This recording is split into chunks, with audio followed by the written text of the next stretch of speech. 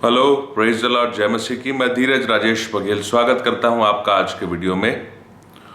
और आज भी मैं आपके सामने एक नए संदेश को लेकर आया हूं, और वो कन्वेंशनल स्टडी जो हम कर रहे हैं। ऑलरेडी मैं आपको बता दूं आपकी जानकारी के लिए कि परमेश्वर की अगुवाई से, जैसा कि हमने एक वीडियो में हाजिरा और सारा वाले वीडियो में देखा था कि परमेश्वर के नाम को जानना कितना आवश्यक है, और यीशु मसीह ने परमेश्वर के नाम को कितना महत्व दिया था, क्योंकि वही नाम यीशु मसीह को दिया गया था। इसलिए मैं उसकी स्टडी कंटिन्यू कर ही रहा हूँ। लेकिन आज परमेश्वर ने मुझे मेरे और आपके रोज़मर्रा के जीवन के लिए जो संदेश निकल के आता है उसको दिया है। और वो संदेश है कि जब ऐसा लगता है कि हम क्या करें और क्या ना करें, जब हमारा मन उलझन में होता है, तो उस समय हम एक्चुअली क्या करें। जब हम ऐसे प्रश्नों के बीच में होते हैं कि मैं ये करूं कि ये करूं, सही क्या है गलत क्या है, और अब दो रास्ते आपके पास आ जाते हैं और उस समय हम क्या करें। जब आप कुछ कर ही नहीं पाते हैं, आपका मन एकदम स्थायी हो जाता है और आप रुक जाते हैं, ठहर से जाते हैं कि अब मैं क्या करूं, कुछ कर ही नहीं पाते। तो ऐसी परिस्थिति में आपको क्या करना चाहिए? जब आपको कुछ समझ नहीं आता, आपके मन को कुछ समझ नहीं आता, आपकी बुद्धि को समझ नहीं आता कि क्या करें क्या ना करें, तब क्या करना चाहिए। ये बहुत ही प्रैक्टिकल संदेश है, परमेश्वर ने मुझे दिया है, और मैं खुद इसको सीख रहा हूँ अपने जीवन में। कोशिश कर रहा हूँ कि मैं इसको लागू करूँ और इसको फॉलो कर रहा हूँ, और इसलिए मैं इस संदेश को आपके सामने लाना भी चाह रहा हूँ। एक वचन मत्ती उसका 13:22 में लिखा हुआ है, जो झाड़ियों में बोया गया यह वह है जो वचन को सुनता है, पर संसार की चिंता और धन का धोखा वचन को दबाता है और वह फल नहीं लाता। Hallelujah, praise the Lord. इस संसार में बहुत सारे ऐसे लोग हैं जो धन का धोखा और संसार की चिंता के कारण से ये निर्णय ही नहीं ले पाते कि कब उन्हें प्रभु के पास आना है और कब उन्हें अपना काम करना है। उनको लगता है कि जीवन भर उनको अपना काम करना है। उनकी ड्यूटी यही है कि वो पैदा ही इसीलिए हुए हैं कि सुबह उठें और वो ड्यूटी के लिए चले जाएं, और उसके बाद वो वापस आकर फिर बचे खुचे काम को, बाजार के काम को, घर के काम को, परिवार के काम को खत्म करें, फिर बच्चों के काम को देखें, और उसके बाद फिर इसी तरीके से अगला दिन आता है, फिर वो ड्यूटी पे जाते हैं, फिर वो घर के काम करते हैं, और फिर इस तरीके से साल और कई साल, 1 दशक, 2 दशक, 10 साल, 20 साल, 30 साल बीतता है, और इसी तरीके से वो 60 के बाद रिटायर हो जाते हैं और जीवन ऑलमोस्ट उनकी काम करने की शक्ति खत्म होती है। जीवन धीरे धीरे समाप्ति की ओर जाता है, और हमारा आत्मिक जीवन का मजाक ही हो जाता है। हम उसके बारे में कोई खास फिक्र नहीं कर पाते, चिंता नहीं करते, उसके लिए हमारे जीवन में गंभीरता होनी चाहिए, वो नहीं होती। तो जो झाड़ियों में बोया गया यह वह है जो वचन को सुनता और इस संसार की चिंता और धन का धोखा वचन को दबाता है और वह फल नहीं लाता। Hallelujah, praise the Lord. मेरे और आपके लिए शिक्षा है कि क्या मैं इसी चिंता में कि घर की बातें कैसे मैनेज होंगी, जॉब कैसे मैनेज होगा, मेरा जीवन कैसे मैनेज होगा, मेरा परिवार कैसे मैनेज होगा, मेरे रिश्तेदारों को मैं कैसे मैनेज करूंगा, क्या इसी बातों में और चर्च की अलग अलग एक्टिविटीज के कारण से ही कई बार ऐसा नहीं होता क्या कि आपका व्यक्तिगत जीवन प्रभावित हो जाता है। आत्मिक दौड़ जो आपको मसीह के साथ करनी है, विश्वास की कुश्ती जो आपको लड़नी है, क्या वो प्रभावित नहीं होता? और अक्सर हो जाता है, वही प्रभावित होता है। और क्या करूं और क्या ना करूं की स्थिति में हमेशा हम तो इतने व्यस्त हो जाते हैं कि हमारे पास वक्त ही नहीं बचता। घर के इतने काम होते हैं, जॉब के काम होते हैं, और इसलिए हम समय ही नहीं निकाल पाते। और अक्सर जब आपके पास 2 रास्ते होते हैं कि आप प्रार्थना कर सकते हैं और आप अपने हिसाब से कुछ काम कर सकते हैं, तो अक्सर आप ये चुनते हैं कि मैं चलो आज अपने इस काम को कंप्लीट कर लेता हूं, उसके बाद प्रार्थना करूंगा, चलो आज ये कर लेता हूं, उसके बाद आराधना करूंगा, और चलो ये कर लेता हूं, उसके बाद प्रार्थना करूंगा। आप क्या करें और क्या ना करें की स्थिति में कई बार पहुंचते रहते हैं, और उसका निर्णय आप जो लेते हैं वो अक्सर गलत लेते हैं कि आप प्रभु को नहीं चुनते, आप अपने कार्यों को चुन लेते हैं, आप संसार की बातों को चुन लेते हैं। और इसीलिए मैं आपको 2 एग्जाम्पल दूंगा, बल्कि 3 एग्जाम्पल दूंगा, और इतने भयंकर एग्जाम्पल हैं ये सब कि आप भी घबरा सकते हैं। इसको सुनकर कि हमारा निर्णय, जब हम क्या करें क्या ना करें की परिस्थितियों में जाते हैं तो हम कितने गलत निर्णय ले सकते हैं और ले लेते हैं। मत्ती उसका 19वां अध्याय और उसके वचन 16 से 22 के बीच एक अच्छे आज्ञाकारी, प्रभु ने जिससे प्रेम किया ऐसे एक जवान युवक का वर्णन है। और आप देखेंगे कि वो उदास भी है और वो प्रभु से दूर भी जा रहा है, वो सही निर्णय नहीं ले पा रहा है, वो क्या करे और क्या ना करे के बंधन में फंस के खत्म हो जा रहा है उसका जीवन। मत्ती 19:16, एक मनुष्य यीशु के पास आया और उससे कहा, हे गुरु, मैं कौन सा भला काम करूं कि मैं अनंत जीवन पाऊं? उसने उससे कहा, तू मुझसे भलाई के विषय में क्यों पूछता है? भला तो एक ही है, पर यदि तू जीवन में प्रवेश करना चाहता है तो आज्ञाओं को माना कर। उसने कहा, कौन सी आज्ञा? यीशु ने कहा, यह कि हत्या ना करना, व्यभिचार ना करना, चोरी ना करना, झूठी गवाही ना देना, अपने माता पिता का आदर करना और अपने पड़ोसी से अपने समान प्रेम रखना। उस जवान ने उससे कहा, इन सब बातों को तो मैंने माना है, और अब मुझ में किस बात की घटी? इन सब बातों को तो मैंने माना है, अब मुझ में किस बात की घटी? यीशु ने उससे कहा, यदि तू सिद्ध होना चाहता है तो अपना माल बेचकर कंगालों को दे और तुझे स्वर्ग में धन मिलेगा, और आकर मेरे पीछे हो ले। परंतु वह जवान यह बात सुन बहुत उदास होकर चला गया। वह जवान यह बात सुन उदास होकर चला गया, क्योंकि वह बहुत धनी था।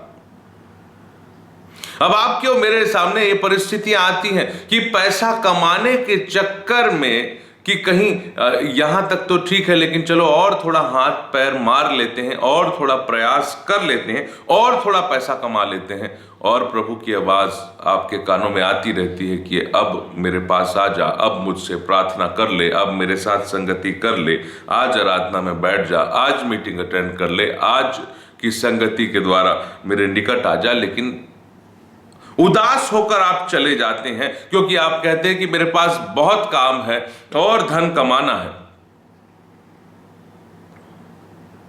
और मेरे जीवन की प्राथमिकता इस बार। अब देखिए, वह उदास होकर चला गया, मतलब इसका मतलब उसके मन में इच्छा तो थी कि काश मैं प्रभु के साथ चल लेता, और यीशु मसीह की अद्भुत बुलाहट थी कि यदि तू सिद्ध होना चाहता है तो अपना माल कंगालों को बेच दे और तुझे स्वर्ग में धन मिलेगा, और आकर मेरे पीछे हो ले। हालेलुया! यीशु मसीह उसको डायरेक्ट बोल रहे हैं। बहुत से लोगों ने कोशिश की कि यीशु मसीह के चेले बने, लेकिन यीशु मसीह ने कई बार कहा कि जाओ और अपने गांव में ही प्रचार करो, जाओ और जिस स्थान पर तुम रहते वहां प्रचार करो। यहां यीशु मसीह ने इससे कहा, आकर मेरे पीछे हो ले, लेकिन वो उदास होकर चला गया। उदास इसलिए क्योंकि वो जानता था कि यीशु कौन है, वो कितना महान है, उसके पास क्या ताकत है, उसके निकट क्या है।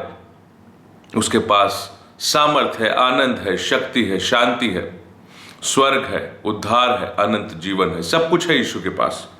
लेकिन वो उदास हुआ क्योंकि उसके मन में जाने की इच्छा थी, और उदास इसलिए हुआ कि उसके मन में आने की भी इच्छा थी। हालेलुया! धन के पास जाने की इच्छा थी, इसलिए उदास हुआ, और वो यीशु मसीह के पास रहना भी चाहता था और नहीं रह पा रहा था, इसलिए भी वो उदास हुआ। क्या करें और क्या ना करें, दो रास्ते हैं। यीशु मसीह के पास आ सकते हैं, लेकिन धन कमाने की कोशिश उस जवान ने की, और इस कारण से वो चला गया।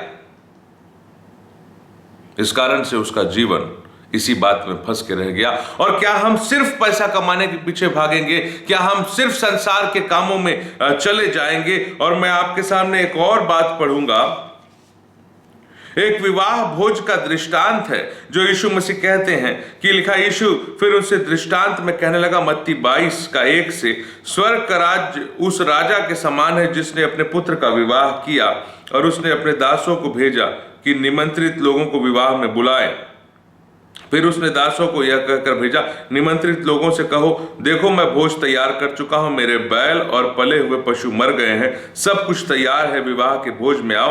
परंतु वे उपेक्षा करके चले गए, कोई अपने खेत को, कोई अपने व्यापार को। अन्य लोगों ने जो बचे रहे उसके दासों को पकड़कर उनका अनादर किया और मार डाला।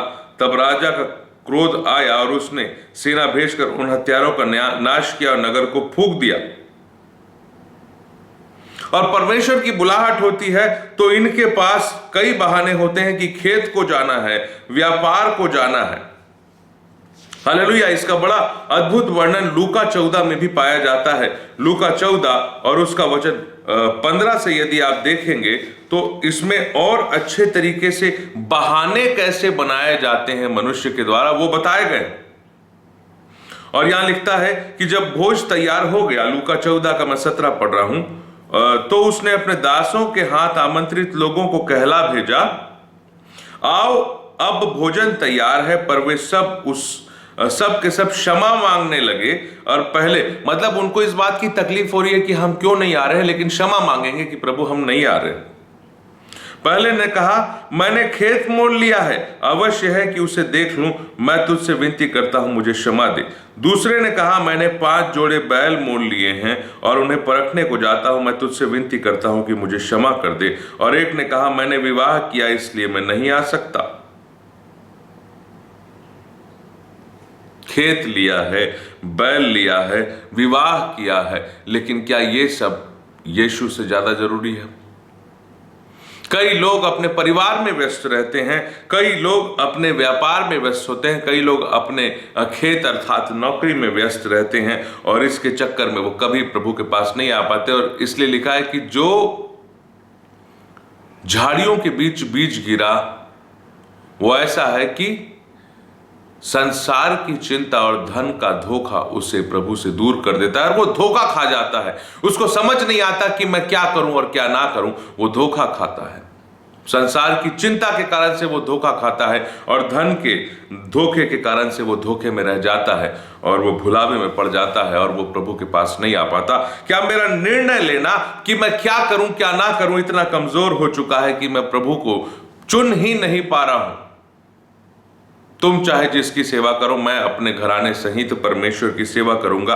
क्या यहोशू की ये बातें मेरे लिए उतनी महत्वपूर्ण नहीं रह गई है? क्या मैं ऐसा नहीं सोचता कि मुझे अपने परिवार के साथ परमेश्वर की सेवा करना अवश्य है? लेकिन हमारे लिए ये चुनाव करना ऐसा लगता है कि मुश्किल हो गया है। हम इस चुनाव को नहीं कर पा रहे हैं। यहोशू 24 उसका 15 यहां लिखा है, और यदि यहोवा की सेवा करनी तुम्हें बुरी लगी तो आज चुन लो कि तुम किसकी सेवा करोगे, चाहे उन देवताओं की जिसकी सेवा तुम्हारे पुरखा महानद के उस पार करते थे, चाहे एमोरियों के देवता की सेवा जिनके देश में तुम रहते हो। मतलब ये संसार जिसमें हम रहते हैं, और इस संसार की ही सेवा करनी है क्या? अपनी नौकरी की ही सेवा करनी है क्या? इस संसार में अपने बाकी जिम्मेदारियों की ही सेवा करनी है क्या? परंतु मैं तो अपने घराने समेत यहोवा ही की सेवा नित्य करूंगा। Hallelujah, praise the Lord. ये यहोशू का वचन है और यहोशू का वचन हमको ये बताता है कि क्या करूं क्या ना करूं। और उस चुनाव में चुन लो कि आज किसकी सेवा करोगे, कि उन देवताओं की ही सेवा करोगे जो हमारे सामने देवता बन के बैठे हुए हैं। वो है हमारी खुद की अभिलाषा, हमारी लालसा, संसार से प्रेम, शरीर की अभिलाषा, आंखों की अभिलाषा और जीविका का घमंड, और जीविका के लिए रात दिन प्रयास करना, धन के धोखे में पड़े रहना, संसार की चिंता में पड़े रहना। क्या इसी बात को मैं और आप चुनते हैं? और संसार में चिंतित पड़े रहना और उसी चिंता को करते रहना और प्रभु से प्रार्थना ना करना, प्रभु के पास ना आना। क्या मैं इसी बात में पड़ा रहूंगा? लेकिन वचन कहता है यहोशू ने परमेश्वर की सेवा करना चुना, और ना सिर्फ खुद बल्कि मैं अपने घराने समेत यहोवा ही की सेवा नित्य करूंगा। Hallelujah, praise the Lord. क्या मैं और आप इस बात को समझ रहे हैं? क्या आपको वो संदेश पहुंच रहा है कि मैं क्या करूं क्या ना करूं अपने जीवन में? प्रभु को सब पता है कि आपकी क्या आवश्यकता है। आवश्यकता पूरी होनी चाहिए। आप लालसा और अभिलाषा पूरी करने के चक्कर में प्रभु को अपना समय देना भूल जाते हैं, प्रभु के साथ अपनी संगति भूल जाते हैं। उस स्वर्ग के आनंद को प्राप्त करना, उस शांति को प्राप्त करना, उस प्रेम को प्राप्त करना, प्रभु की उपस्थिति में बैठना, उस उत्तम भाग को चुनना मैं और आप भूल जाते हैं। मैं आपके सामने और एक एग्जाम्पल पढ़ूंगा एक नहीं बल्कि दो। उस जवान धनवान व्यक्ति के बारे में तो मैंने आपको बताया। कई बार हमारे निर्णय इमोशनल होकर इतने गलत हो जाते हैं कि हम अपने आप का ही नाश कर लेते हैं। हमको ये नहीं समझ में आता कि हम क्या करें क्या ना करें। इस चक्कर में हम खुद का स्वयं का ही नाश करने के लिए उतारू हो जाते हैं। मैं आपके लिए पढ़ूंगा दूसरा शमूएल उसका 17, दूसरा शमूएल उसका 17 और वचन 1 से 23 पूरा आप पढ़िएगा। लेकिन आज सारी बातें समझने का हमारे पास वक्त नहीं है। राजा दाऊद और अबशलोम, जो कि राजा दाऊद का बेटा था, इनके बीच युद्ध चलने लगा, क्योंकि अबशलोम गद्दी के लालच में अपने पिता के विरोध में ही सेना खड़ी करने के लिए रेडी हो चुका था और इनके बीच आपस में युद्ध चल रहा था। और तो एक सलाहकार था जिसका नाम था अहीतोपेल। अहीतोपेल नाम का एक सलाहकार था जो परमेश्वर की ओर से उसकी सलाह होती थी। वो अच्छी सलाह दिया करता था और उसकी सलाह के कारण से हमेशा विजय प्राप्त होती थी। लेकिन अहीतोपेल जो है पहले जो है वो दाऊद के साथ रहा करता था, या पहले उसकी सलाह जो है वो हमेशा वो राजा को सलाह दिया करता था। लेकिन अब तो अबशलोम जो है वो उस सिंहासन के पास विराजमान होने की कोशिश कर रहा था और राजा दाऊद बाहर राज्य से बाहर भटकते हुए अपना जीवन व्यतीत कर रहे थे। तो अब ये अहीतोपेल ने अबशलोम को एक सलाह दिया कि मुझे 12,000 पुरुष छांटने दे। मैं आज ही रात को दाऊद का पीछा करूंगा। जब वह थका मांदा और निर्बल होगा तब मैं उसे पकड़ूंगा और डराऊंगा और जितने लोग उसके साथ होंगे सब भागेंगे। मैं राजा ही को मारूंगा और मैं सब लोगों को तेरे पास लौटा ले आऊंगा और जिस मनुष्य का तू खोजी है और उसके मिलने से समस्त प्रजा का मिलना हो जाएगा और समस्त प्रजा कुशल से रहेगी। यह बात अबशलोम और सब पुरनियों को उचित मालूम पड़ी। हालेलुया। तो अब इस बात को समझिए कि अहीतोपेल ने एक सलाह अबशलोम को दिया और जब ये सलाह दिया तो ये सलाह थी राजा दाऊद की हानि की। मगर परमेश्वर की योजना थी कि राजा दाऊद की हानि नहीं बल्कि उसकी भलाई हो, क्योंकि वो परमेश्वर के मन के मुताबिक व्यक्ति था और परमेश्वर नहीं चाहते थे कि अबशलोम राजा के पद पर स्थायी रहे, बल्कि राजा दाऊद ही राजा के रूप में रहे। ये परमेश्वर की योजना थी। लेकिन अहीतोपेल ने राजा के लिए सम्मति दी थी, इसलिए उसने अबशलोम की मदद के लिए कि अबशलोम को गद्दी मिल जाए, इसलिए अहीतोपेल ने अबशलोम की भलाई के लिए राजा दाऊद को मारने पकड़ने की सलाह दी थी, जो बात अबशलोम को अच्छी लगी। लेकिन परमेश्वर की ऐसी योजना नहीं थी। तो एक व्यक्ति और था जिसका नाम एरेकी हुशै।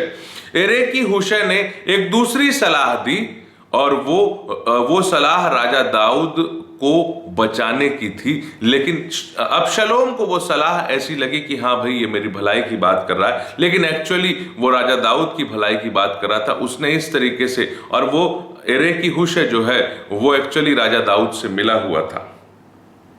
और जब उसने सलाह दी तो ये एरेकी हुशै की सलाह अहीतोपेल की सलाह से ज्यादा अच्छी मालूम हुई। किसको? अबशलोम और उसके लोगों को। और क्या लिखा है कि तब एरेकी हुशै ने सलाह दिया, और इसी दूसरा शमूएल 17:14 कहता है, तब अबशलोम और उसके साथ इजरायली पुरुषों ने कहा कि एरेकी हुशै की सम्मति अहीतोपेल की सम्मति से उत्तम है। यहोवा ने तो अहीतोपेल की अच्छी सम्मति को निष्फल करने की ठानी थी, क्योंकि वह अबशलोम ही पर विपत्ति डालना चाहते थे। Hallelujah, praise the Lord. तो अब आपके सामने ये बात क्लियर हो गई कि अहीतोपेल ने तो अच्छी सलाह दी थी। अहीतोपेल ने तो अबशलोम के हित की और राजा दाऊद के हानि की सलाह दी थी। लेकिन परमेश्वर ने यह ठाना था कि अहीतोपेल की अच्छी सम्मति को निष्फल करे, इसलिए उसने एरेकी हुशै की सलाह को ज्यादा भारी पड़वा दिया अहीतोपेल और अबशलोम और उसके साथी इजरायलियों के सामने। तो अबशलोम को एरेकी हुशै की सलाह ज्यादा अच्छी लगी, अहीतोपेल की सलाह अच्छी नहीं लगी। और इस बात का इतना बुरा लगा उसको देखिए, परमेश्वर की ओर से अच्छी सलाह वो दिया करता था, लेकिन इस बात को अहीतोपेल समझ नहीं पाया। इस बात को अहीतोपेल इस बात का इतना उसको इमोशनल शॉक लगा, इसको मानसिक तनाव हुआ, उसको सदमा लगा कि लिखा है, अब देखिए दूसरा शमूएल उसका 17:23 में लिखा है, जब अहीतोपेल ने देखा कि मेरी सम्मति के अनुसार काम नहीं हुआ, तब उसने अपनी गदही पर काठी कसी, अपने नगर में जाकर अपने घर में गया और अपने घराने के विषय में जो जो आज्ञा देनी थी वह देकर अपने को फांसी लगा ली। वह मर गया और उसके पिता के कब्रिस्तान में उसे मिट्टी दी गई। कई बार क्या करूं और क्या ना करूं, हमारे इमोशनल जज्बाती रवैये के कारण से हमारे जीवन को ही अंत कर देता है। इतनी बड़ी गलती तो नहीं की थी, सलाह अच्छी थी, लेकिन उसे परमेश्वर से प्रार्थना करके पूछ लेना था कि प्रभु, क्या मेरी सलाह तेरे नजर में ठीक है कि नहीं, और या तेरी योजना क्या है। तो परमेश्वर जो है वो एक्चुअली अबशलोम की हानि करना चाहते थे।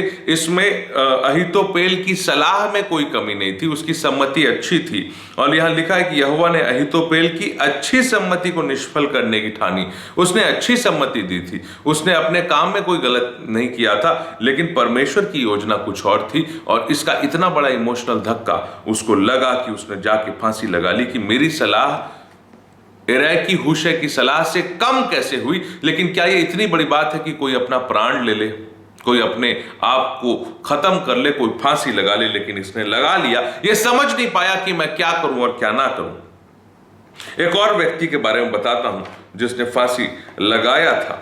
क्या मैं इतना दुखी हूं, और दुख में बहुत से लोग सुसाइड करते हैं आज, लेकिन मैं आपको बता रहा हूं कि आप परमेश्वर की योजना को समझिए। परमेश्वर आपसे प्रेम करते हैं और आपके लिए परमेश्वर की बड़ी योजनाएं हैं।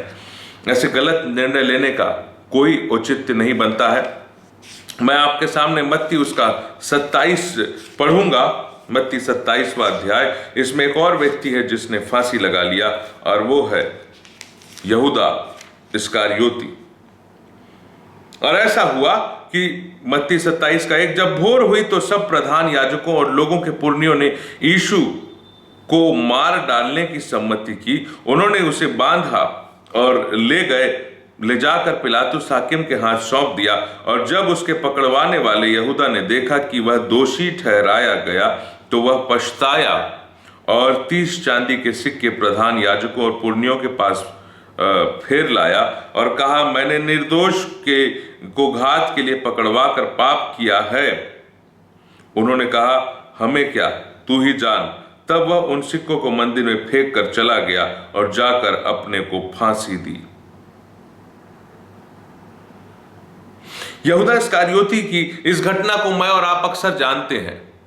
उसको पछतावा हुआ, उसको पता चला कि पाप हुआ है, लेकिन इसके बाद जो निर्णय लेना था वो था पश्चाताप और यीशु मसीह से माफी।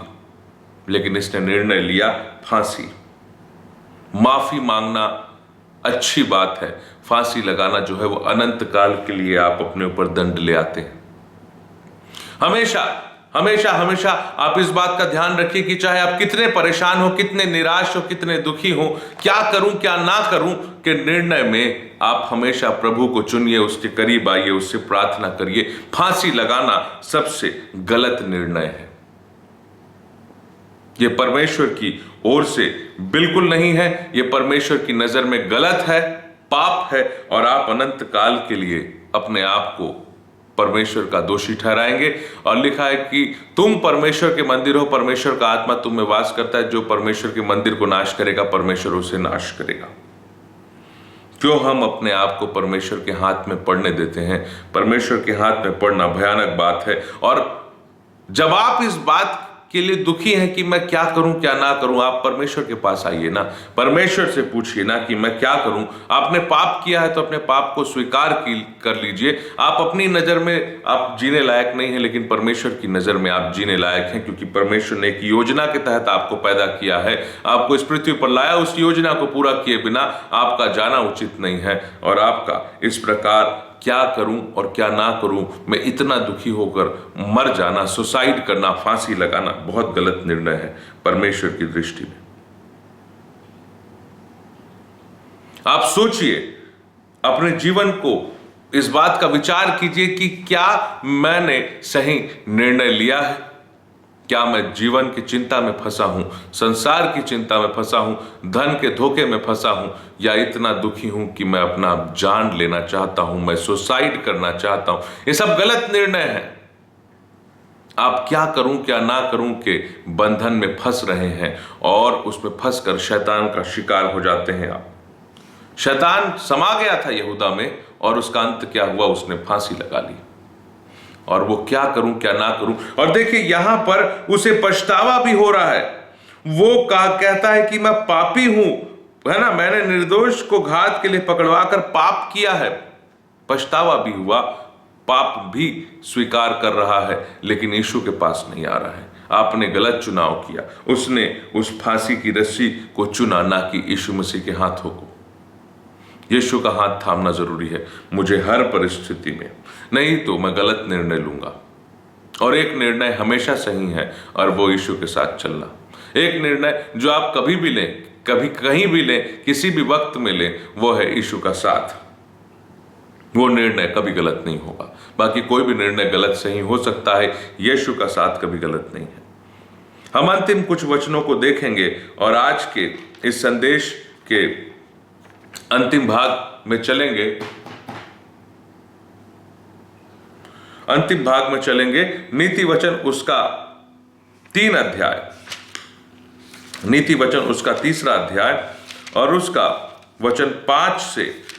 नीति वचन वैसे डायरेक्ट इंजेक्शन के जैसे काम करता है। कभी मेरी बातचीत होती है मेरे पिताजी से, तो अक्सर बोलते हैं कि नीति वचन डायरेक्ट इंजेक्शन की जैसा है। वो डायरेक्ट आपको संदेश देता है, डायरेक्ट शिक्षा देता है। नीति वचन 3 उसका 5 में लिखा है, तू अपनी समझ का सहारा ना लेना, वरन संपूर्ण मन से यहोवा पर भरोसा रखना, उसी को स्मरण करके अपना सब काम करना, तब वह तेरे लिए सीधा मार्ग निकालेगा। जब कुछ समझ नहीं आ रहा है तो अपनी समझ नहीं लगाना है। मैं इस अध्याय को इस तरीके से पढ़ रहा हूं कि जब हमको कुछ समझ नहीं आ रहा है तो वचन कहता है कि अपनी समझ का सहारा, तब अपनी तरफ से कुछ एक्स्ट्रा सोचने की जरूरत नहीं है।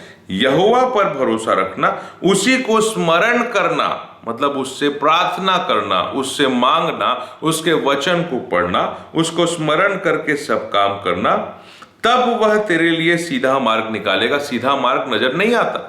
क्या करूं क्या ना करूं, कहां जाएं कहां नहीं जाएं, इसके बंधन में आप फंस जाते हैं। और फिर वहां वचन 7, जब कुछ नहीं समझ में आ रहा है तो अपनी समझ का सहारा नहीं लेना, को और अच्छे से लिखा है, अपनी दृष्टि में बुद्धिमान ना होना, यहोवा का भय मानना और बुराई से अलग रहना। और जब आप क्या करूं क्या ना करूं करने की कोशिश करेंगे तो अक्सर आप बुराई करने लगते हैं, जैसे यहूदा इस्करियोती ने की, जैसे अहीतोपेल ने किया। और कई लोग जो है वो अपना खुद को नहीं मारते, सुसाइड नहीं करते, लेकिन वो हत्या करते हैं, वो चोरी करते हैं, वो पाप करते हैं, वो लालच करते हैं। और हर एक पाप के पहले झूठ बोलूं कि नहीं बोलूं एक सवाल आता है, तो आप मत बोलिए। चोरी करूं कि नहीं करूं एक सवाल आता है, आप मत करिए। तो लिखा है अपनी दृष्टि में बुद्धिमान ना होना, क्योंकि आप जब ऐसा करते हैं तो आप बुराई करने लगते हैं। इसलिए लिखा है अपनी दृष्टि में बुद्धिमान ना होना, यहोवा का भय मानना और बुराई से अलग रहना। लोग बहुत सी बुराई करते हैं और उन बुराइयों का वर्णन उत्पत्ति से प्रकाशित वाक्य तक पूरा दिया हुआ है। इसलिए उसका, लेकिन मैं एक समेकित करके इस बात को बोल रहा हूं कि बहुत किस्म की बुराई है, और वो बुराई भी इसलिए होती है कि मैं अच्छे और बुरे के बीच में क्या करूं क्या ना करूं में फंस जाता हूं। इसलिए लिखा है कि अपनी दृष्टि में बुद्धिमान ना होना। जब आप यहोवा पर भरोसा रखेंगे, यहोवा का भय मानेंगे, तो आप बुराई नहीं करेंगे। यहोवा का भय मानना और बुराई से अलग रहना, ये आप जब आपको कुछ नहीं समझ में आ रहा है तो आपको संपूर्ण मन से यहोवा पर भरोसा रखना है, उसी को स्मरण करके फिर आगे के काम करना है, तब सीधा मार्ग निकलेगा। और अपनी दृष्टि में बुद्धिमान ना होना, यहोवा का भय मानना और बुराई से अलग रहना। Hallelujah, praise the Lord. और इसी अध्याय में आगे हमको वचन 21 से वचन 26 एक प्रकार की भली बात कहता है, हे मेरे पुत्र, ये बातें तेरी दृष्टि की ओट में ना होने पाए, हे मेरे पुत्र ये बातें, अब मैं यहां रुकना चाहता हूं 1 मिनट के लिए। हे मेरे पुत्र ये बातें तेरी दृष्टि की ओट में ना होने पाए, मतलब ये पूरी बाइबल। अब आप सोचेंगे नीति वचन 3, आप बोलेंगे नहीं पूरा नीति वचन मेरी आंखों की ओट ना होने पाए। दृष्टि की ओट में मतलब दृष्टि से किनारे ना चले जाए, कहीं इधर उधर मेरी आंखें इससे अलग ना हो जाए। पूरी बाइबल मेरी आंखों की ओट मेरी दृष्टि से अलग ना चली जाए। हे मेरे पुत्र ये बातें तेरी दृष्टि की ओट में ना होने पाए। Hallelujah, praise the Lord. ये बात ये एक वचन नीति वचन 3 का 21 ना सिर्फ नीति वचन 3 के 21 के लिए लिखा गया है, ना सिर्फ नीति वचन 3 के लिए लिखा गया है, ना सिर्फ ये पूरे नीति वचन के लिए लिखा गया है, बल्कि ये पूरी बाइबल के लिए लिखा गया है। लिखा है, हे मेरे पुत्र ये बातें, मतलब ये बाइबल जो है वो, ये पूरी बाइबल तेरी दृष्टि की ओट में ना होने पाए, खरी बुद्धि और विवेक की रक्षा कर, तब इनसे तुझे जीवन मिलेगा। हालेलुया। जब ऐसा करेंगे तब कुछ नहीं समझ में आ रहा है तो खरी बुद्धि मिलेगी, क्योंकि जब आपने बाइबल को प्राथमिकता दी है, बाइबल को पढ़ा है, तो खरी बुद्धि मिलेगी। विवेक की रक्षा कर, तब इनसे तुझे जीवन मिलेगा और ये तेरे गले का हार बनेगी। तू अपने मार्ग पर निडर चलेगा, तेरे पांव में ठेस ना लगेगी। अक्सर हम गलत निर्णय लेते हैं, क्या करूं और क्या ना करूं, और हमको हमारे पांव में ठेस लगती है। तेरे पांव में ठेस ना लगेगी। जब तू लेटेगा तब भय ना खाएगा, जब तू लेटेगा तब सुख की नींद आएगी। अचानक आने वाले भय से ना डरेगा, और जब दुष्टों पर विपत्ति आ पड़े तब ना घबराना, क्योंकि यहोवा तुझे सहारा दिया करेगा, तेरे पांव को फंदे में फंसने ना देगा। क्या करें और क्या ना करें कि गलत निर्णय में पड़ के आपके पांव फंदे में फंस जाते हैं। और ऐसा नहीं होगा यदि ये बाइबल मेरी आंखों की ओट ना हो। जब कुछ नहीं समझ में आ रहा है तो बाइबल पढ़ लीजिए। हालेलुया। जब कुछ नहीं समझ में आ रही है, बाइबल कभी आपकी आंखों की ओट नहीं होनी चाहिए। ये बाइबल आपकी आंखों के निकट होनी चाहिए, नजदीक होनी चाहिए। तब खरी बुद्धि मिलेगी, विवेक रक्षा करेगी और जीवन मिलेगा। मार्ग में आप निडर चलेंगे, पांव में ठेस नहीं लगेगी। जब लेटेंगे तो भय नहीं होगा, बल्कि सुख की नींद आएगी। अचानक आने वाले भय से आप नहीं डरेंगे, और दुष्ट पर विपत्ति पड़ेगी तो हमको घबराना नहीं पड़ेगा, क्योंकि यहोवा हमको सहारा देगा और हमारे पांव को फंदे में फंसने नहीं देगा। Hallelujah, praise the Lord. कितनी बड़ी बात है, कितनी बड़ी प्रतिज्ञा जो परमेश्वर आपसे और मुझसे कर रहे हैं कि यहोवा हमको सहारा दिया करेगा और हमारे पांव को फंदे में फंसने नहीं देगा। इसलिए आप क्या करें क्या ना करें, में आपको बाइबल चुनना है, आपको परमेश्वर को चुनना है। Jesus is always the correct option. Jesus is always the right choice which you can make for your life. और अंतिम बात नीति वचन 3 से मैं आपके लिए पढ़ना चाहूंगा। नीति वचन 3 का वचन 32 इस प्रकार कहता है। नीति वचन 3 का 32, क्योंकि यहोवा कुटिल से घृणा करता है, परंतु वह अपना भेद सीधे लोगों पर खोलता है। जब आप क्या करें और क्या ना करें में परमेश्वर के मन का भेद जानना चाह रहे हैं, तो आपको सीधाई से चलना पड़ेगा। और सीधाई ये है कि आप बाइबल पढ़ें और प्रार्थना करें। सीधाई ये है कि आप परमेश्वर की आवाज को सुने, उससे पूछें कि प्रभु मैं क्या करूं, प्रभु तेरा वचन मुझे क्या कहता है। ये सीधाई है। लेकिन अगर आप अपनी बुद्धि लगा रहे हैं तो ये कुटिलता है। अपने दृष्टि में बुद्धिमान हो रहे हैं तो ये कुटिलता है। अपनी समझ का सहारा ले रहे हैं तो ये कुटिलता है। भलाई और सिधाई ये है कि यहोवा पर संपूर्ण मन से भरोसा रखें। भलाई और सिधाई ये है कि हम यहोवा का भय माने और ये बातें मेरी आंखों की ओट ना हो, ये सिधाई है। और जब ये होगा तो वह अपना भेद सीधे लोगों पर खोलता है। तो आपको पता चलेगा, परमेश्वर आपको बता देंगे कि बेटा ऐसा कर ले। Hallelujah, praise the Lord. परमेश्वर आपको बता देंगे कि ऐसा कर ले, और उसके बाद आपके आंख के सामने सब क्लियर हो जाएगा कि मुझे क्या करना चाहिए और क्या नहीं करना चाहिए, मेरे लिए क्या अच्छा है और क्या गलत है। Praise the Lord, hallelujah. तो यहां आपने परमेश्वर के वचन से जाना कि क्या आपको सही निर्णय लेने में मदद करेगा, क्या करें और क्या ना करें की स्थिति में। और अंतिम बात पढ़ के हम आज के संदेश को समाप्त करेंगे, वो है यिर्मयाह 33:3। यिर्मयाह 33:3 एक तो बाइबल से आपको मिलेगा कि क्या करें और क्या ना करें, परमेश्वर की ओर से बुद्धि मिलेगी, तब आप सही निर्णय लेंगे। यिर्मयाह 33:3 कहता है, मुझसे प्रार्थना कर और मैं तेरी सुनकर तुझे बड़ी बड़ी और कठिन बातें बताऊंगा जिन्हें तू अभी नहीं समझता। Hallelujah, praise the Lord. आज आपके जीवन की परिस्थिति आपको समझ नहीं आ रही है, आज ये बाइबल आपको समझ नहीं आ रही है, आज आपके जॉब की चिंता में आप फंसे हुए हैं, तो बाइबल कहता है मुझसे प्रार्थना कर और मैं तुझे बड़ी बड़ी और कठिन बातें बताऊंगा जिन्हें तू अभी नहीं समझता। Hallelujah, praise the Lord. लिखा है, मैं तेरी सुनकर तुझे बड़ी बड़ी और कठिन बातें बताऊंगा जिन्हें तू अभी नहीं समझता। सारे ऐसे प्रश्न कि क्या करूं और क्या ना करूं का एक आंसर आपके सामने यिर्मयाह 33:3 देता है कि मुझसे प्रार्थना कर और मैं तुझे बड़ी बड़ी और कठिन बातें बताऊंगा जिन्हें तू अभी नहीं समझता, और मैं तेरी सुनूंगा। हालेलुया, आपका कोई सुनने वाला है, उसको महत्व दीजिए, और वो है परमेश्वर, वो है यीशु प्रभु, वो पवित्र आत्मा परमेश्वर। वो आपकी आवाज सुनेंगे, वो आपकी प्रार्थना सुनेंगे। लिखा है, मुझसे प्रार्थना कर और मैं तेरी सुनकर तुझे समझाता हूं। वो आपकी सुनेंगे और आपको बताएंगे। आपको नहीं समझ में आ रहा है आपकी जीवन की बातें, आपको नहीं समझ में आ रहा है आपकी जीवन की परिस्थितियां, आपको नहीं समझ में आ रहा है आपकी विपत्ति जो आप पर आई है, या आपके ऊपर समस्या, या आपको नहीं समझ में आ रही है बाइबल, आप प्रार्थना नहीं कर पा रहे हो, आप रिश्तेदारों को नहीं समझ पा रहे हो, आप बहुत सी बातें नहीं समझ पाते, लेकिन बाइबल कहती है कि मुझसे प्रार्थना कर और मैं तेरी सुनकर तुझे बड़ी बड़ी और कठिन बातें बताऊंगा जिन्हें तू अभी नहीं समझता। क्या करें क्या ना करें का एक वचन में उत्तर है ये। और परमेश्वर आपको बताएंगे कि बेटा बाइबल खोल के इस अध्याय को पढ़ो। परमेश्वर आपको बताएंगे कि बेटा ऐसा कर और ऐसा मत कर।